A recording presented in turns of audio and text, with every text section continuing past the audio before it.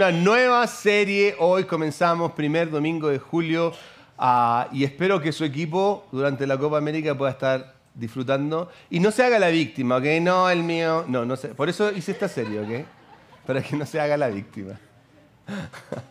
Si el suyo perdió, echémosle gana al que viene, ¿ok? Echémosle gana al que viene, al más cercano. Por ejemplo, nosotros somos vecinos de Argentina, los chilenos, entonces le vamos a echar gana a Argentina. Si usted es vecino de Colombia, todos los venezolanos deberían estar apoyando a Colombia hoy día. Por amor a la arepa. Y ahí se pelean entre ustedes de quién es. Ok, pero la idea de esta serie en verdad es que podamos descubrir dónde estoy yo. ¿Quién soy yo como individuo? Veía un video hace poco de un afroamericano, vive aquí en Estados Unidos, que en su juventud, ya es un hombre muy mayor, decía que fue a Oklahoma a ver una película a un cine y en su minuto, cuando en el Transilien todos los negritos se tenían que sentar atrás y todos los blancos se tenían que sentar al frente. Y estaba de esta manera por una cuestión de segregación. En esos tiempos existía la segregación. Pero él podría haberse quedado en una posición de víctima, estos blancos que son unos opresivos. Pero la verdad es que dijo, era lo mejor que nos podía pasar. Porque desde atrás se veía la película muchísimo mejor y uno lo pasaba muy bien estando sentado atrás. Y aquí está el punto. Que nosotros nos vamos a encontrar en distintas circunstancias, en distintos puntos, y dependiendo de la posición donde yo enfrente la vida va a ser la cual encuentre el resultado. Por eso, quiero que me hacen esta pregunta. ¿Cuál es la característica de una víctima? ¿Cuál es la característica de una víctima? ¿Ok? Y la realidad es sumamente simple. La víctima pone atención a los factores que no puede influir. Por ejemplo, una víctima va a poner atención a lo que experimentó en el pasado. Y quiere que le diga algo hoy. ¿Sabes lo que tú puedes cambiar del pasado? Nada. Pero a veces nos quedamos atrapados. Es que yo no crecí con mis padres, que a mí me abandonaron, es que esto me pasó, etcétera, etcétera. Ojo, que el pasado puede ser un elemento para que yo crezca en cosas en el futuro. Pero si yo vivo como una víctima, poniendo atención a los factores que no puedo cambiar, que no puedo influir, entonces voy a estar atrapado en esta mentalidad de víctima. ¿Qué es lo opuesto? Lo opuesto es el protagonista. Y el protagonista es quien pone atención a los factores que sí puede influir. En este caso particular, por ejemplo, pensándolo desde el pasado, yo no puedo afectar el pasado, pero sí puedo afectar en mi presente y en mi futuro. Y puedo avanzar aprendiendo de lo que experimenté en el pasado. Ahora, lo divertido de esto, entre comillas divertido, es que siento yo que lo aplicamos también en nuestra relación con Dios. Nos vamos a encontrar con personas, con individuos que cuando se trata de su fe, que cuando se trata de su relación con Dios, se toman a una posición en donde o son víctimas o son protagonistas. ¡Ay de mí, Señor! ¿Por qué yo, Padre? Y otros que van a levantarse y decir, aunque ande en valle de sombra y de muerte, no temeré mal alguno. El punto particular que nosotros tenemos que entender y que quizás tenemos que asimilar es responder a esta pregunta. ¿Cuál es mi responsabilidad en mi actuar? Porque claro, van a haber factores que yo no puedo controlar, pero la única parte que yo puedo controlar es lo que hago frente a circunstancias. Es como yo actúo frente a las adversidades o frente a las cosas que van bien en mi vida. Y lo que haga y deje de hacer generalmente va a determinar el resultado. Lamentablemente, la tendencia que nosotros tenemos es que ponemos la responsabilidad afuera. Hacemos responsables al mundo, hacemos responsables a Dios, hacemos responsables al diablo, pero no tomamos la responsabilidad. No somos capaces de hacer el ejercicio de mirarnos a nosotros mismos y ver cuál es nuestro problema. Y quiero contarles una historia que es sumamente conocida, pero que en cierta manera nos va a ayudar a reflejar esta mentalidad de víctima, pero ya en su máximo esplendor. Y usted la ha escuchado. Viene esta historia de un contexto bien interesante. Adán y Eva están en el huerto, salen del huerto por causa de su pecado. Y aquí es donde comienza la historia. Al salir del huerto del Edén, capítulo 4 de Génesis, versículo 1, dice: el hombre se unió a su mujer, Eva, y ella conoció y dio a luz a Caín. En la mañana, la versión nueva, New International Version, dice: el hombre le hizo el amor a su mujer. Y yo, wow, Dios mío, le hizo el amor. Me asusté. Que habían jovencitos aquí, dije, esto es R. No, pero este es más PG. ¿Ya? Y ella conoció quiere decir que hicieron el amor, y dio a luz a Caín. Se unió, perdón, esa era, pero concibió. Y dio luz a Caín. Y dijo: con la ayuda del Señor, vuelvo ahora atrás, no se me adelante. Con la ayuda del Señor he tenido un hijo varón. Después dio luz a Abel, hermano de Caín. Ahora sí, Abel se dedicó a pastorear las ovejas, mientras que Caín se dedicó a trabajar en la tierra.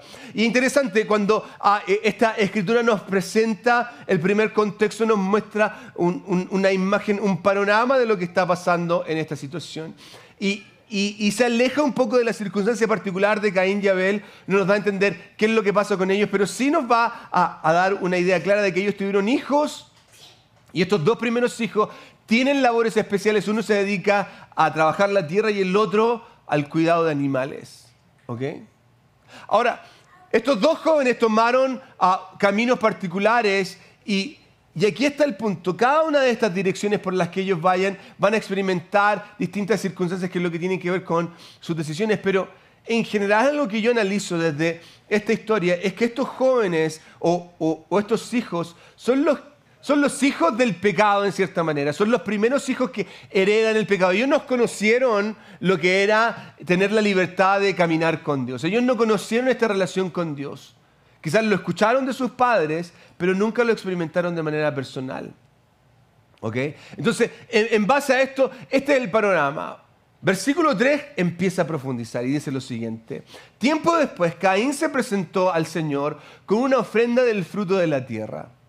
Abel también presentó al Señor lo mejor de su rebaño, es decir, los primogénitos, con su grasa.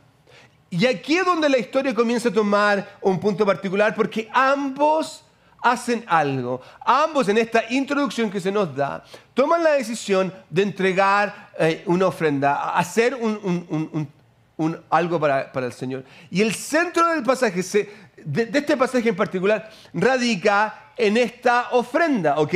Y la ofrenda que se nos presenta tiene que ver con estas dos: la ofrenda de los frutos de la tierra y la ofrenda de rebaño.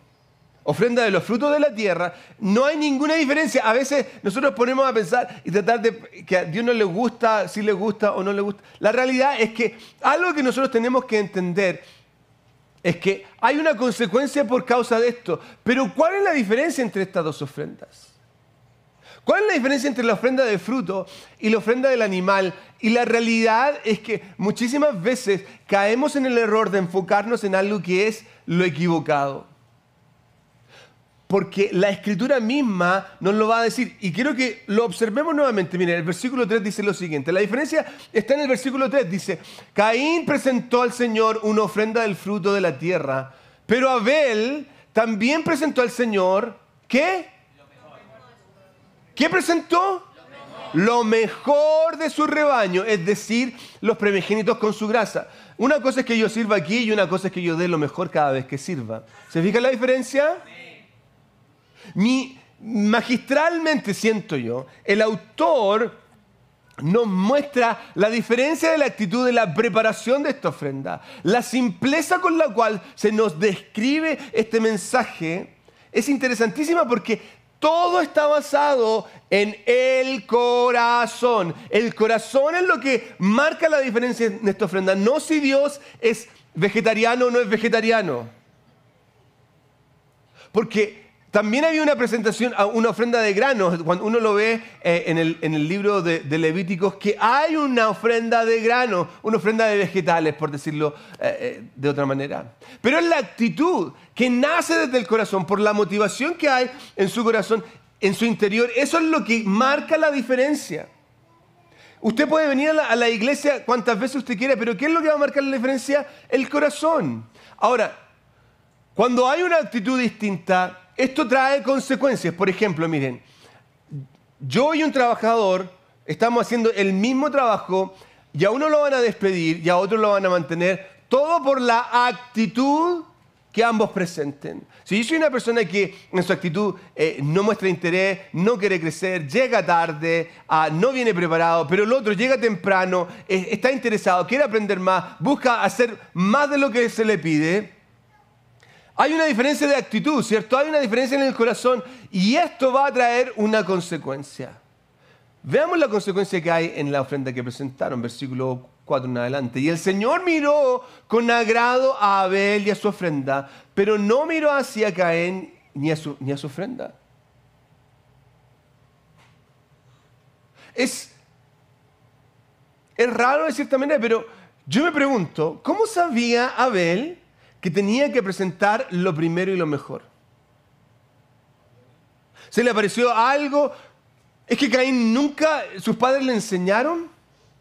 Y yo creo que no es así, lo vamos a ver un poco más adelante, pero la realidad es que esto puede ser una serie de especulaciones, pero al final del día, la realidad que es importante para este contexto de lo que nosotros estamos hablando, tiene que ver con la intención del corazón. Abel, en su intención de traer su ofrenda, él entendía y había aprendido y había hecho internalizado que tenía que traer lo primero y lo mejor. En el caso de Caín, por alguna razón, su intención fue solamente traer frutos de la tierra, un fruto de la tierra. Caín no es una víctima de que Dios no le gustaran las frutas. Caín no es una víctima de que su hermano haya traído una mejor ofrenda. No es que Abel era el favorito de Dios. La realidad es esta. Para Caín y para nosotros, las decisiones que tomamos traen consecuencias. Las decisiones que tomamos traen consecuencias. ¿Se recuerda? Yo le he puesto el ejemplo de la dona, ¿cierto? ¿Se acuerda del ejemplo de la dona? Usted tiene la opción de agarrarla o de dejarla. Si usted la agarra, va a disfrutar algo dulce. Su cerebro va a crear una droguita que lo va a hacer sentir maravillosamente bien por unos segundos, pero también su cuerpo va a crear más grasa, ¿cierto? Si no se la come, se le va a llenar de agua a la boca, va a mirar, va a sentir el olor, pero no engorda. Póngale el apellido que usted quiera, ¿ya?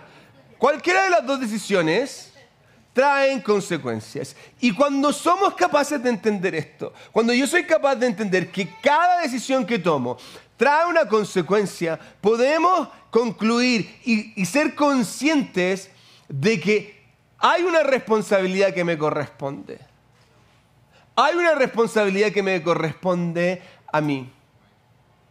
Yo les contaba hace un tiempo atrás, pero hicieron una especie de censo a la gente que sufrió el huracán Katrina. Y luego de que pasa, le preguntan a la gente, ¿cuál es su responsabilidad frente a esta situación? Nuestra responsabilidad.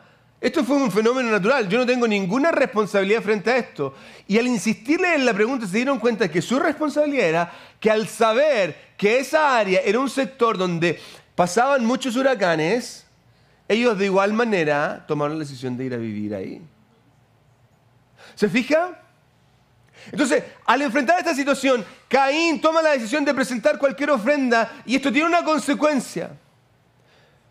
Abel es aceptado, Caín y su ofrenda es rechazada. Por causa de esto, miren lo que pasa. Por eso Caín, cuando vio que fue rechazado, se enfureció y andaba cabizbajo.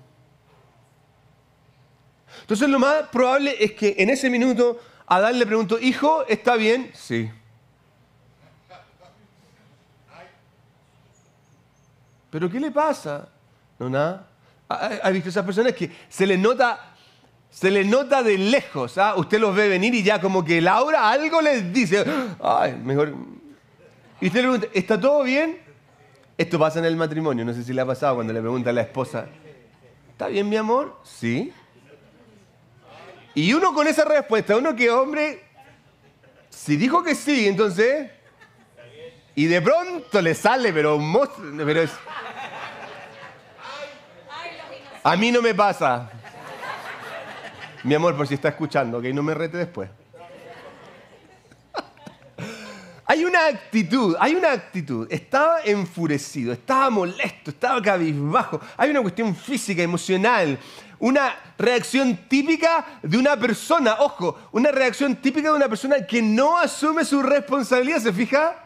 Una persona que no asume su responsabilidad es la culpa de mi hermano. Y la realidad es esta: Caín tenía la opción de haber tomado toda esta circunstancia y haber aprendido, corregir su error, pero hace todo lo contrario. Se enoja, se molesta y deja que esta circunstancia comience a invadir toda su emocionalidad, a ser una víctima. Yo no fui aceptado, ¿por qué a mí? ¿Por qué Dios me hizo esto a mí? Entonces aquí es donde Dios interviene. Versículo 6 dice lo siguiente, que es maravilloso. Entonces el Señor dijo: ¿por qué estás tan enojado? ¿Por qué andas tan cabizbajo? Si hicieras lo bueno, podrías andar con la frente en alto. Y fíjense, aquí está la parte donde me da a entender que Caín sabía lo que tenía que hacer. Si hicieras lo bueno. Se fija que Dios le está dando ciertas claves para que él logre entender. Se nos da esta idea y este panorama de que implicaba el concepto de que Caín sabía cómo presentar la ofrenda, pero no lo hizo. Santiago lo dice, Santiago, el escritor en el Nuevo Testamento, lo dice de otra manera, pero siento yo que aclara un poco esta escena. Miren, el capítulo 4, versículo 12 de Santiago dice lo siguiente: así que comete pecado todo aquel que sabe hacer el bien y no lo hace. Malo está en que sabiendo hacer lo bueno, no lo haga.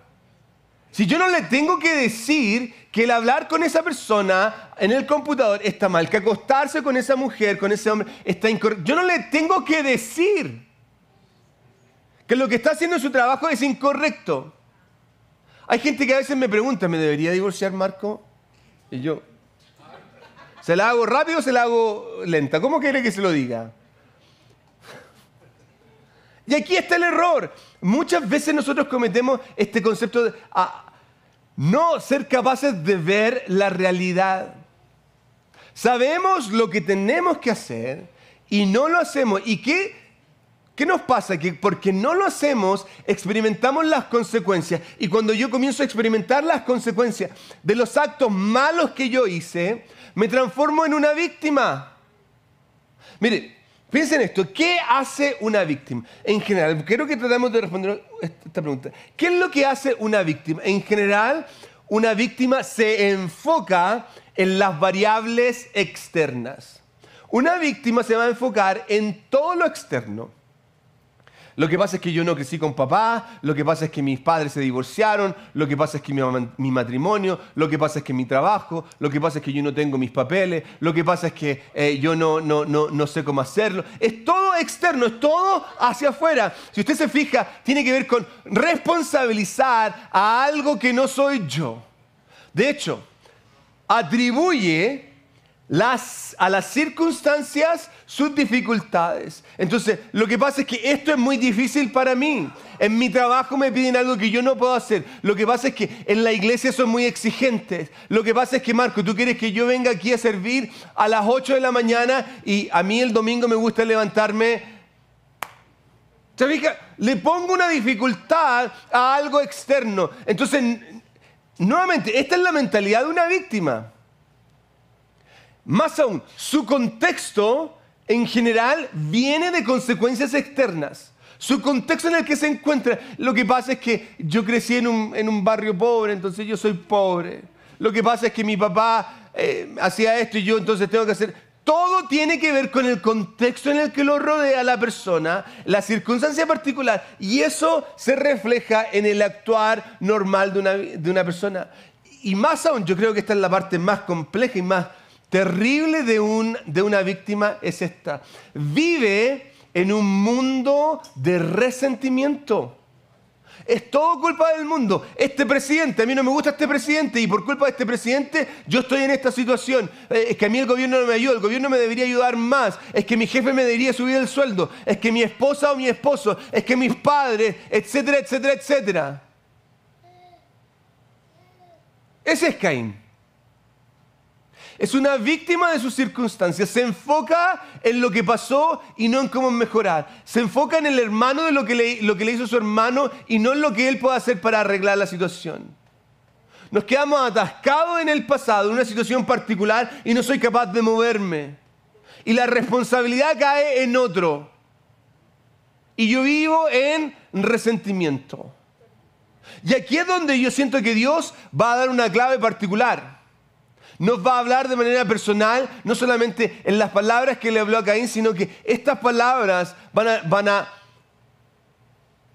crear algo en nosotros, si pone atención. Porque en el minuto en que Dios le está diciendo, ¿por qué estás tan cabizbajo? ¿Por qué estás tan enojado? Si hicieras lo correcto, recibirías lo correcto. Causa y efecto. Fíjese lo que dice el versículo 7. Pero ten cuidado, si haces lo malo, el pecado te acecha como una fiera lista para atraparte.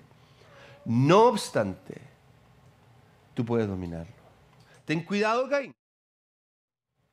Yo sé que te gusta sentarte en la silla de la víctima.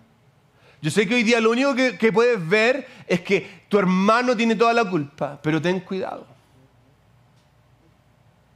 Dios aquí le da la clave a Caín, que también nos abre una puerta para nosotros. El pecado es un poder que busca atraparnos y va a tomar cualquier oportunidad que usted le presente, cualquiera. Lo que me dijo, lo que hizo, cómo me habló, el tono. A veces, no sé si le ha pasado que le ponemos hasta tono al mensaje de texto que recibimos.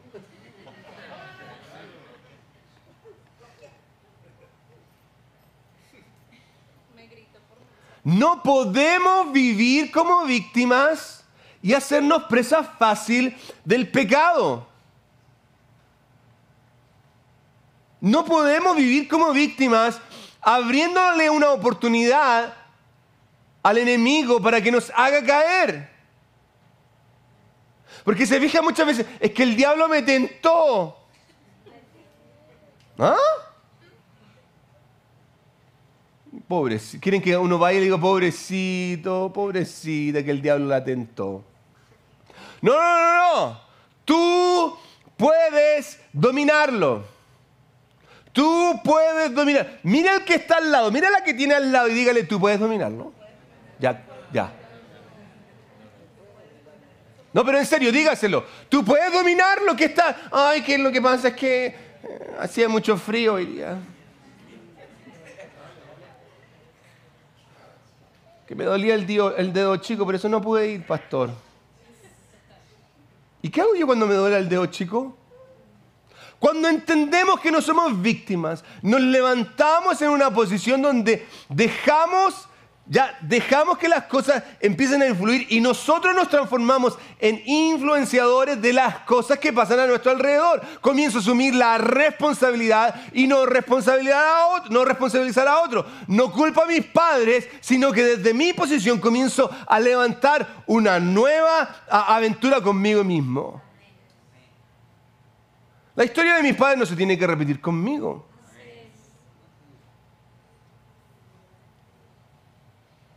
En palabras simples, tomamos control de nuestro entorno. Si ahí está el problema. Ahí está el problema. En que muchas veces las cosas pasan. Asumo mi responsabilidad. Eso es lo que debería hacer. Asumo mi responsabilidad. Eso es lo que significa tomar control. Asumo mi responsabilidad. Reconozco que soy débil. Necesito ayuda. ¿Se fija? Una persona no se queda en él. Yo no puedo. ¿Me puedes ayudar en esto? Quiero aprender. Busco ayuda. Doy pasos de cambio. Es más, yo siento que la invitación que... ¿Se la digo o no?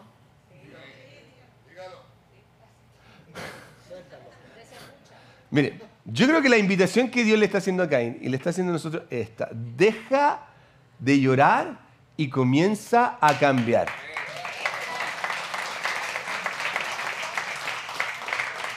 Ahora sí, con amor sí. Con amor, mira la que tiene al lado, mira el que tiene al lado y dígale, déjate de llorar y comienza a cambiar. Dígale al que tiene al lado, yo no sabía que el pastor iba a predicar de esto, pero este es para ti. Ah, no. No le diga eso. Porque quizás es para usted. Deja de llorar. Ay, ay. A veces nosotros los hispanos, ay, lo que pasa es que yo... Ay, pobrecito. ¿Y qué quiere que lo recibimos con bombo y platillo? Ay, mírelo, ahí viene. Vuelve el perro arrepentido. Ay, pobrecito. Con su mirada tan triste.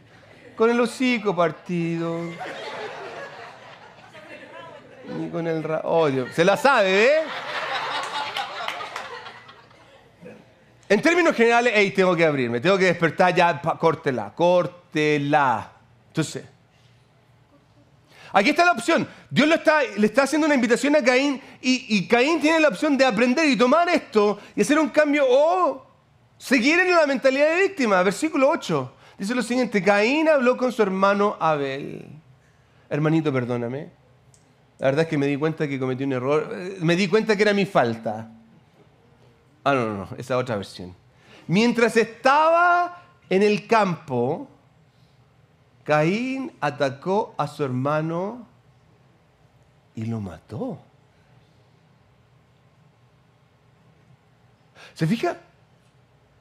Cómo el sentarse en esta silla y quedarse pegado en esta actitud genera un punto que me puede llevar a hacer cosas que jamás pensé que podía ser capaz de hacer? Y cuando yo leo esta parte, me pregunto, ¿hubo algún cambio? Y la respuesta es no. Caín se mantuvo responsabilizando a su hermano por su propio error. Caín siguió culpando a Abel porque él no fue aceptado. Y por culpa de Abel, Dios no me quiere. No pudo ver que era responsabilidad, que era su problema. Ahora, fíjense cómo una víctima empieza a cavar un hoyo que más profundo se va. Versículo 9. El Señor le preguntó a Caín, ¿dónde está tu hermano Abel? Y mira la respuesta, no sé. ¿Acaso soy yo el que debe cuidar a mi hermano? ¿Qué le enseñó a mentir a esta persona? Este es el primer hombre, ¿ok? No hay redes sociales. No, aquí. ¿De dónde saca este concepto de que tiene que ocultar lo que hizo? ¿Cómo sabía que lo que hizo era malo? Hay muchas preguntas que yo me podría preguntar, pero su respuesta nuevamente representa la actitud de muchos de nosotros que actuamos como víctimas. Mienten para cubrir su culpa, mienten para no ser atrapados, mienten para que nadie se dé cuenta. Y usted sabe cómo termina Caín, ¿cierto? Termina siendo expulsado, Dios le pone una marca como un vagabundo. Ahora yo le pregunto a usted, ¿usted quiere ser una víctima? ¿Cierto que no? A menos que sea una víctima de, no sé, no va a faltar el que hoy día está aquí, no sé, es que yo... Ya se dio cuenta dónde está, ¿cierto? Pero si usted no quiere ser una víctima, quiero que entienda esto, para no ser una víctima, debo ser protagonista. Y un protagonista actúa completamente distinto. Un protagonista va a poner atención a los factores externos que sí puede influir, sobre los cuales él tiene la opción de generar cambio, asumiendo cuáles son sus fortalezas, cuáles son sus debilidades. Entonces, en medio de todo esto, si usted quiere dejar de ser una víctima, tiene que preguntarse esto: ¿estoy dispuesto a asumir mis responsabilidades? ¿Estoy dispuesto a asumir la responsabilidad que me corresponde a mí? Porque en tu matrimonio, en tu relación, en lo que pasa en tu casa con tus padres, en este viaje que quieres hacer, en este estudio, en esta empresa que quieres construir, cualquiera sea, en este nuevo mundo que quieres comenzar, tú tienes que asumir cuál es tu responsabilidad para que después puedas darte cuenta que no fue por culpa de tus papás, que no fue por culpa del jefe, sino que tú asumes tu responsabilidad y generas los cambios necesarios. Otra pregunta que es buena: ¿estoy dejando que las cosas pasen o haciendo que las cosas pasen? Porque hay algunos pajaritos aquí que andan como pajaritos por la vida.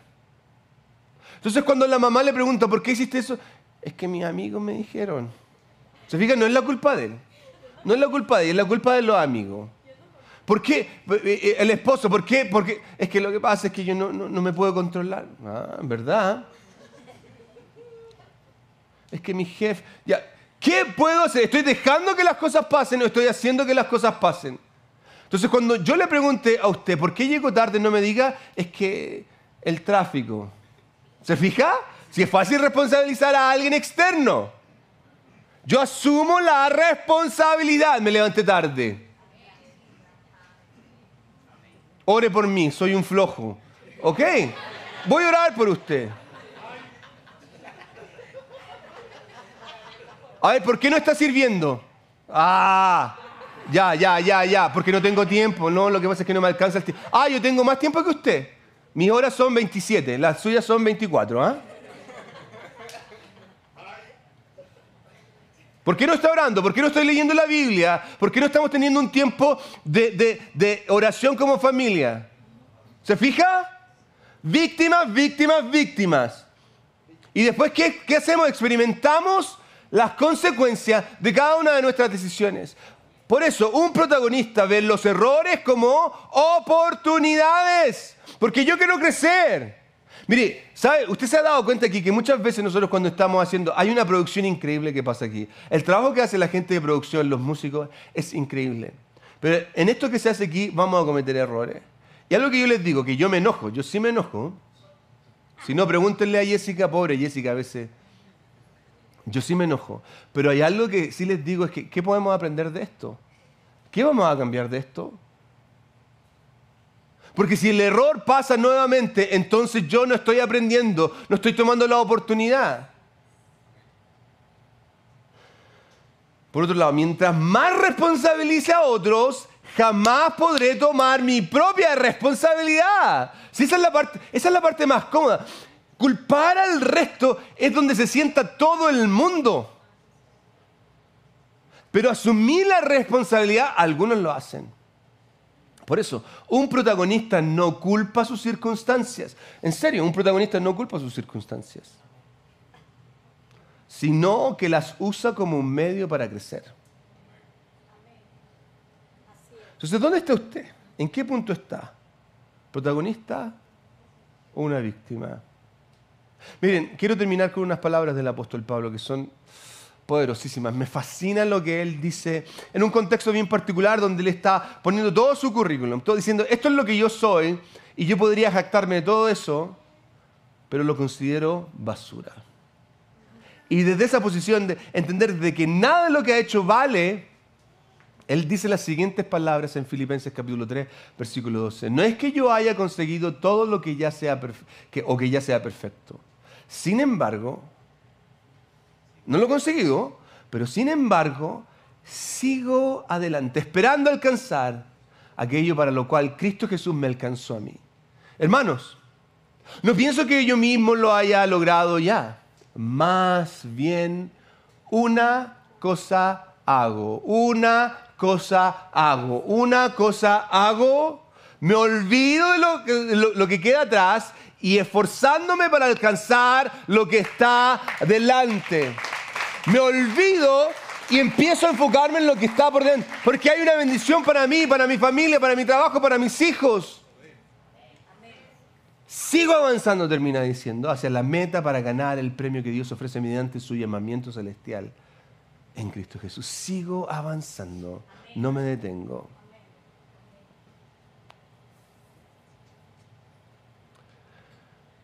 Hay dos sillas, víctima o protagonista.